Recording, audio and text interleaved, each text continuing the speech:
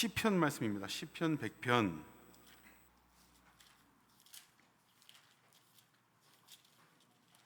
시편 100편 1절부터 5절입니다. 1절부터 5절.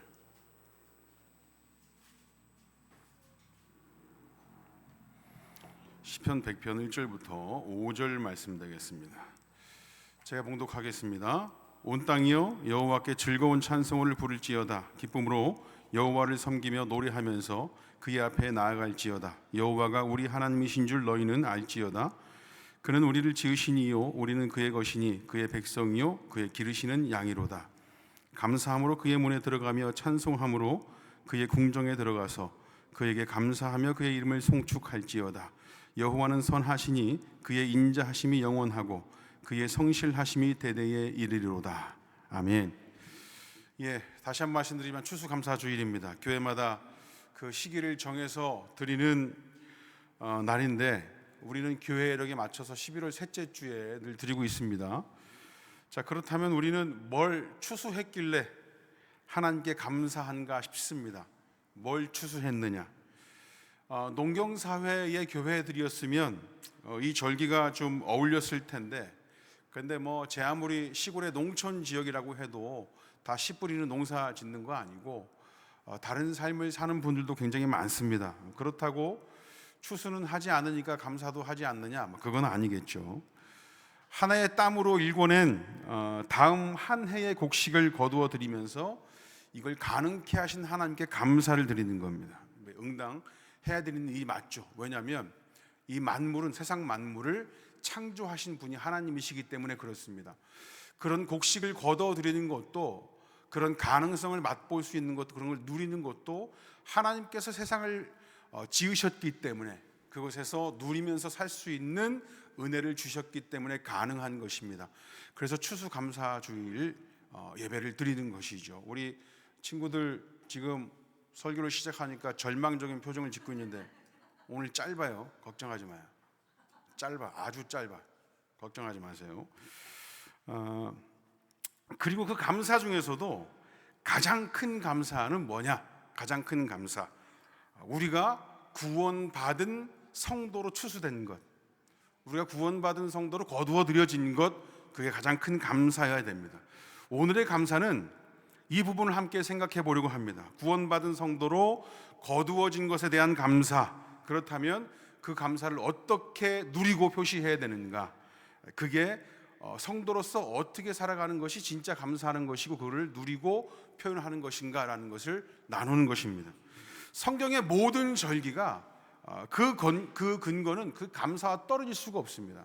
출애굽할 때 그랬고, 쓴나물을 먹던, 초막을 짓던, 기도를 해서 50일 만에 성령이 오시던, 유월절이나 무교절이나 초막절이나 오순절이나 전부 다 하나님께서 우리를 구원하시고 우리를 이끄시고 인도하셨던, 우리를 통해서 일하셨던, 그리고 우리와 함께 해주기로 하셨던 그 약속을 감사하고 그것을 누리기 위하고 그것을 기념하며 지키고 있습니다.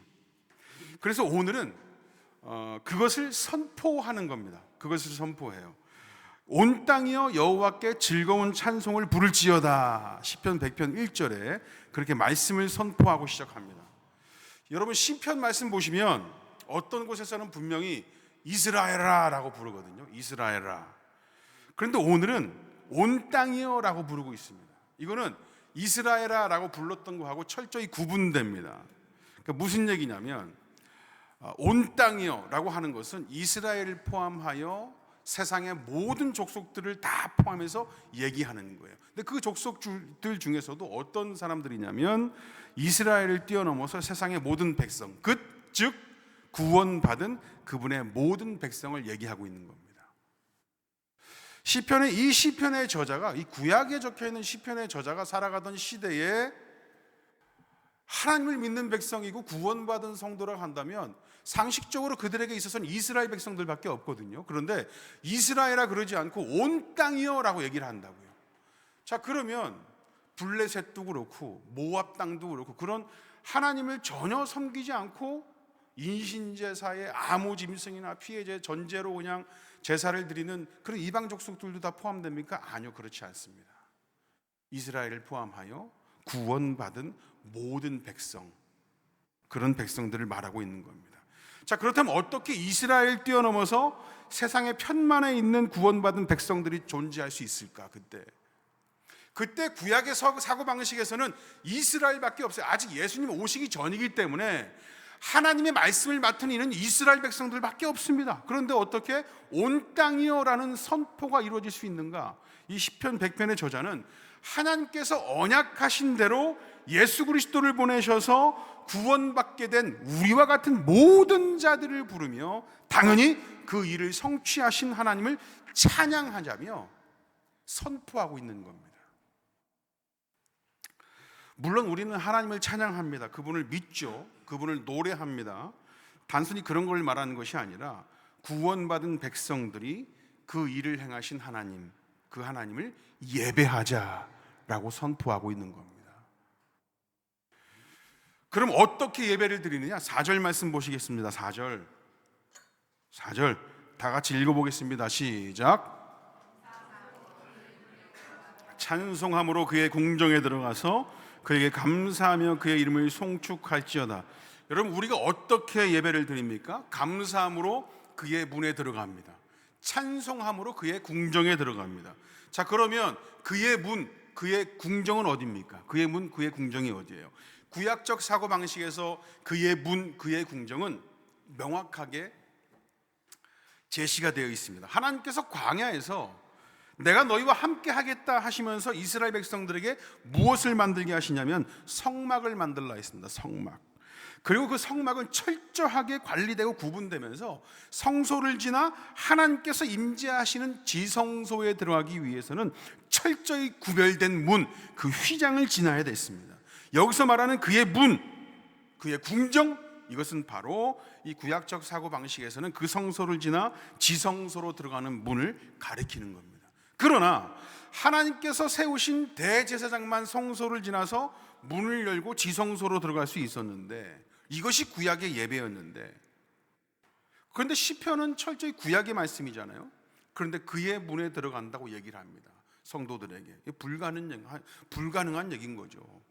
자, 그렇다면 이것은 하나님께서 언약하신 그리스도를 통한 구원을 경험할, 또는 그런 자들에게 선포한 시다라고 할 수 있습니다. 그래서 그리스도께서 십자가에 달려 돌아가시고 지성소로 들어가는 휘장이 찢어지며 이제는 누구나 다 하나님을 예배할 수 있고 찬송할 수 있게 됐습니다. 그래서 우리가 드려야 하는 예배는 구약의 예배도 아니고 사도들이 기준 잡아주는 초대교회의 예배도 아니고 완전한 구원을 통해서 영화롭게 된 우리가 저 천국의 저 영원한 나라, 그 하나님 나라에 올라가서 드리는 예배여야 합니다. 시편의 저자가 앞으로 그리스도를 통해서 구원받을 온 땅의 성도들에게 하나님을 예배하자라고 선포하였듯이, 여러분, 이 말씀이 우리에게 적용되려면 우리도 완전한 구원을 경험하고 영화롭게 되어 저 천국에서 하나님을 예배하는 그런 날을 꿈꾸는 예배자로서 이 말씀을 대해야 된다는 겁니다. 이렇게 말씀을 드리니까 막연하게 들릴 수 있지만 하나님께서는 다른 말씀들과 함께 사도 요한을 통해서 요한계시록에서 그 예배의 모습을 보이셨습니다. 요한계시록 4장 말씀 한번 보실게요. 요한계시록 4장, 좀 길게 보실 텐데 이 말씀을 좀 교독하시겠습니다. 요한계시록 4장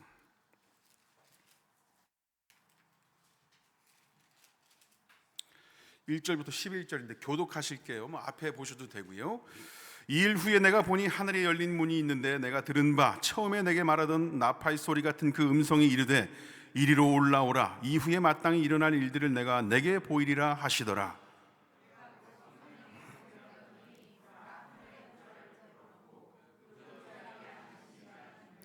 앉으신 이의 모양이 벽옥과 홍보석 같고 또 무지개가 있어 보좌에 둘렸는데 그 모양이 녹보석 같더라.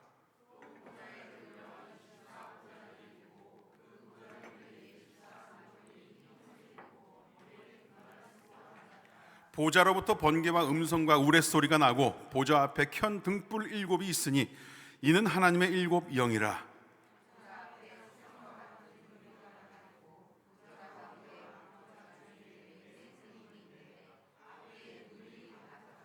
그 첫째 생물은 사자 같고 그 둘째 생물은 송아지 같고 그 셋째 생물은 얼굴이 사람 같고 그 넷째 생물은 날아가는 독수리 같은데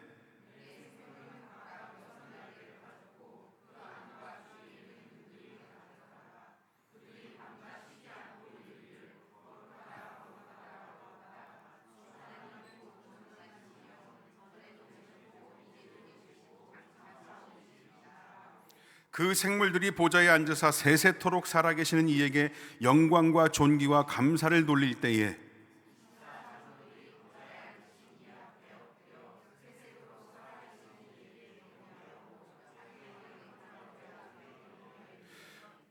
우리 주 하나님이여 영광과 존귀와 권능을 받으시는 것이 합당하오니 주께서 만물을 지으신지라 만물이 주의 뜻대로 있었고 또 지으심을 받았나이다 하더라. 아멘.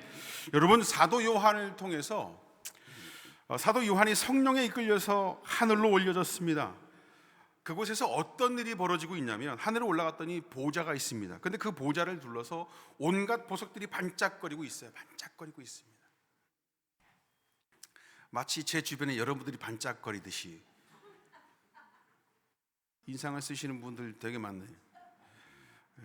그 주위에 24 보좌들이 있는데 그 보좌 위에 24 장로들이 흰 옷과 머리에 금관을 쓰고 있습니다. 그리고 하나님의 7 영이 있고 4 생물이 있는데 이들이 밤낮 쉬지 않고 거룩하다 거룩하다 거룩하다 주 하나님 곧 전능하시니요 전에도 계셨고 이제도 계시고 장차 오실리라 그렇게 하나님을 찬양하고 있을 때에 그 보좌 주변에 앉아있는 24 장로들이 그 보좌에 앉으신 이 앞에 엎드려 경배하면서 이 보좌 앞에 그 자기 자신의 그 작은 관을 드리면서 우리 주 하나님이여 영광과 존귀와 권능을 받으시는 것이 합당하오니 주께서 만물을 지으신지라 만물이 그의 주의 뜻대로 있었고 또 지으심을 받았나이다 하며 송축하며 찬양합니다. 여기서 여러분 24 장로들이라고 한다는 건 이스라엘의 그러니까 현실적 신학 모든 신학자들이 동의하는 해석 중에 하나가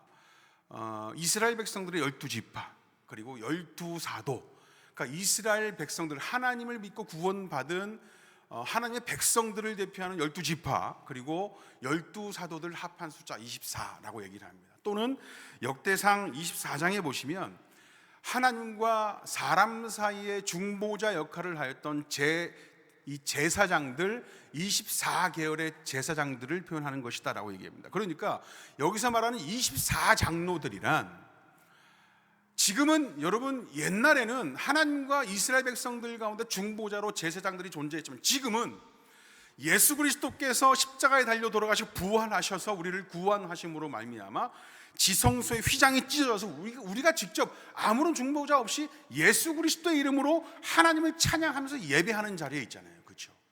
그래서 그 일을 담당하던 24계열의 제사장들 또는 그 구원받은 이스라엘 백성들을 대표하는 24 장로들이라고 한다는 건 바로 하나님을 직접 예배하고 찬송할 수 있는 하나님의 구원받은 모든 백성들을 말하고 있는 거예요. 그러니까 우리보다 먼저 하나님을 믿고 저 천국으로 올려진 하나님의 백성들을 표현하고 있는 겁니다. 그러니까 우리가 구원받아서 그 구원이 완성되어질 때 우리가 영화롭게 저 천국에 올라가면 우리보다 먼저 살아냈던 구약의 구원받은 성도들 누구 있습니까? 아브라함, 모세 뭐 이런 사람들이 있잖아요. 신약의 성도들 누구 있습니까? 여러분들 가장 보고 싶어하는 누구? 사도 바울. 저만 좋아하나요? 브리스길라와 도대체 브리스길라와 아굴라는 누구야? 했는데 거기 갔는데 있는 거야. 여러분들 나중에 하늘에 올라가시면 그런 사람들과 함께 거룩하다 거룩하다 거룩하다 그러면서 하나님을 찬양하는 겁니다. 이전에도 계셨고 지금도 계시고 앞으로도 장차 오실 이 그분을 찬양하는 겁니다. 여러분 사도 요한이 성령에 이끌려서 하늘에 올라가 보니까 모든 사람들이 하나님을 찬양하고 예배하는데 그곳에서는 아무것도 하나님보다 먼저 되는 것이 없고, 아무것도 하나님을 예배하는 것보다 먼저 되는 것이 없더라라는 겁니다. 여러분, 이게 우리가 드려야 할 예배입니다. 전에도 이제도 계신 하나님으로부터 아니 된 것이 없고, 만물을 만드시고 그 뜻대로 아니 된 것이 없다는 것을 기억하고 하나님 앞에 경배하고 예배하는 겁니다.